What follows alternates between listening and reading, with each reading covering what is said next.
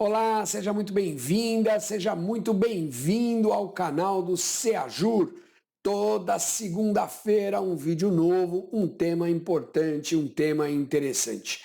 O tema de hoje é super interessante, super polêmico e ele trata da aplicação da reforma trabalhista nos contratos de empregados admitidos anteriormente ao início da vigência da norma.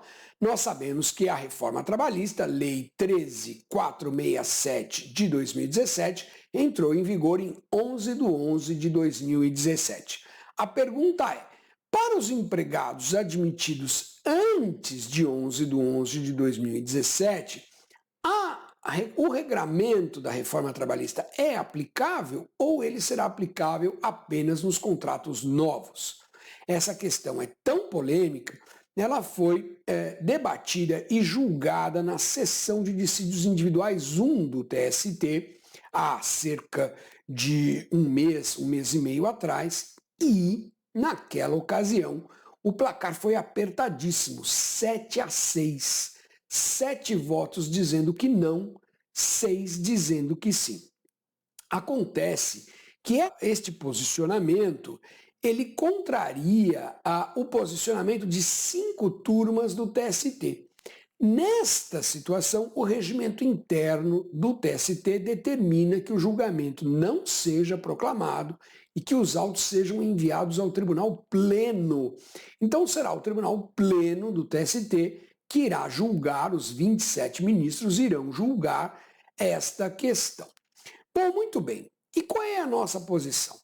Eu entendo o seguinte, lá no Tribunal Superior do Trabalho, eles estão discutindo a questão sobre o ponto de vista do direito adquirido. Então, quem entende que não se aplica a reforma retroativamente, sustenta que há direito adquirido dos trabalhadores. Quem entende que aplica, entende que não há direito adquirido dos trabalhadores. Bom, muito bem. Vamos lembrar que a Constituição Federal, no seu artigo 5º, inciso 36, diz que a lei não prejudicará o ato jurídico perfeito, o direito adquirido e a coisa julgada. E o artigo 6º da LINDB, a Lei de Introdução às Normas do Direito Brasileiro, também prevê que a lei terá eficácia imediata, mas não prejudicará o direito adquirido, o ato jurídico perfeito e a coisa julgada. E a LINDB define o direito adquirido, me permitam aqui ler para vocês, define no parágrafo 2º que consideram-se adquiridos assim os direitos que o seu titular ou alguém por ele possa exercer, como aqueles cujo começo do exercício tem um termo pré-fixo ou condição pré-estabelecida, inalterável ao arbítrio de outrem. Então veja, o direito adquirido é aquele que já está incorporado no patrimônio do trabalhador. E sob esse prisma, com todo respeito e vênia aos senhores ministros, eu entendo que não há que se falar em direito adquirido. Por quê? Porque o contrato de trabalho é um contrato de trato sucessivo. Então, as obrigações elas se renovam no tempo e, por consequência, os direitos também. Ora, um empregado admitido no dia 1º de julho de 2017 já tem adquirido o salário de dezembro de 2017? E a resposta é evidentemente que não. Para ele adquirir o salário de dezembro de 2017, ele tem que trabalhar no mês de dezembro de 2017. Portanto, o fato dele ter sido admitido antes da reforma, em 1/7 de 2017, não vai interferir no direito que ele adquire depois da reforma, como esse exemplo do salário ou das férias ou assim por diante. Então, me parece que a análise sob o prisma do direito adquirido não é a mais adequada, não é a mais correta.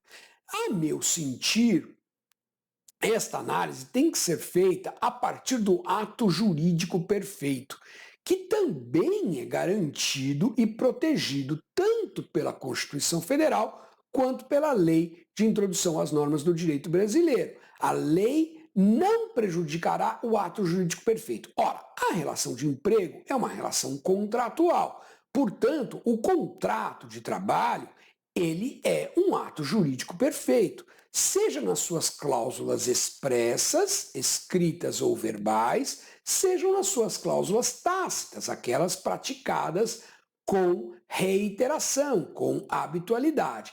Estas cláusulas contratuais, por se consubstanciarem em ato jurídico perfeito, não podem ser modificadas pela lei posterior, ainda que a execução da cláusula seja na vigência da nova lei, não é? Então, o que diz a Lindbe no ato jurídico perfeito? Ela diz que a lei terá efeito imediato e geral e reputa-se ato jurídico perfeito já consumado, segundo a lei vigente ao tempo em que se efetuou.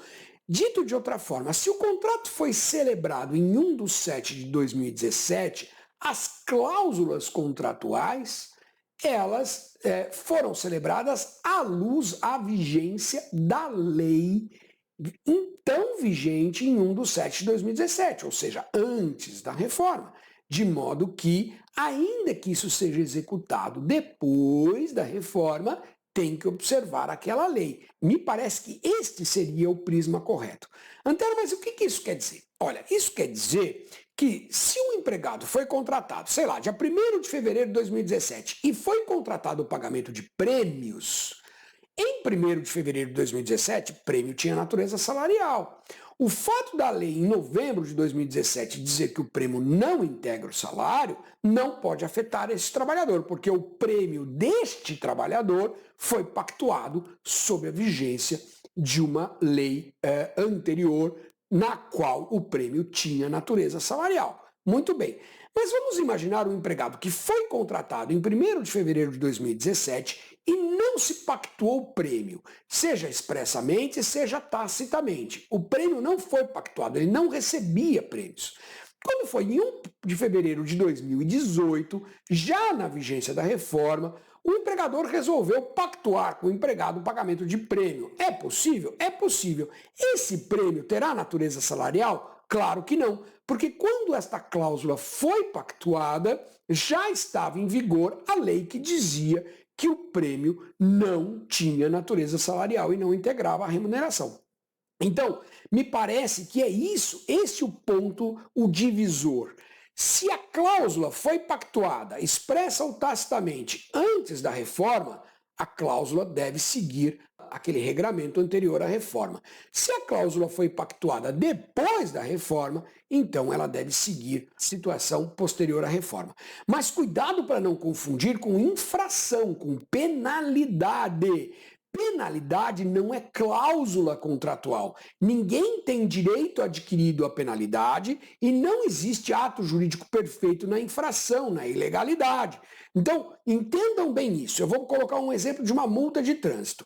Se no dia 10 de novembro de 2017 passar o farol vermelho, dava uma multa de R$ 800, e no dia 11 de novembro de 2017 passar o farol vermelho, dava uma multa de R$ 500, e uma pessoa ultrapassou o farol vermelho no dia 10 do 11 e no dia 11 do 11. Ora, essa pessoa receberá duas multas. Uma multa de R$ 800, porque esta era a norma vigente no dia 10, quando ela praticou a infração. E outra multa de R$ 500 no dia 11, porque essa era a norma vigente quando ela passou o farol vermelho. A multa, a penalidade, ela é regida pela lei vigente na data da infração. Então vamos pegar a questão do intervalo intrajornada. Um empregador que, sem autorização legal, sem autorização em norma coletiva, concedia ao empregado 40 minutos de intervalo, fazia isso de forma irregular. Isto era uma infração. Ora, qual era a punição para esta infração até 10 de 11 de 2017? Pagar a hora cheia mais reflexo, súmula 437 do TST.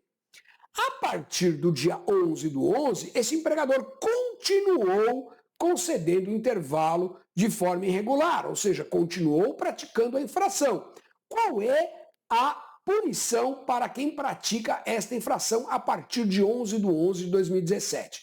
Pagar o tempo restante, 20 minutos, com um acréscimo de 50%, sem reflexo, sem natureza salarial. Então, assim como acontece com a multa de trânsito, também acontece com as infrações contratuais. Nenhum empregado tem direito adquirido a ter seu intervalo violado. Nenhum empregado pode considerar ato jurídico perfeito a pactuação de um intervalo de 40 minutos irregular. Até porque, se fosse ato jurídico perfeito, não teria nenhuma punição. A punição existe porque esta prática não é aceita pelo ordenamento jurídico, de modo que é uma infração e o empregador sofrerá uma penalidade.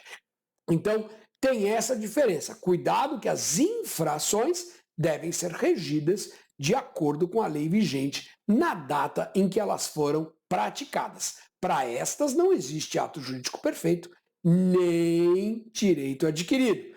Você gostou desse conteúdo? Então, inscreva-se no canal, ative o sininho, deixe o seu comentário, divulgue para os seus amigos, participe. Forte abraço e até a próxima.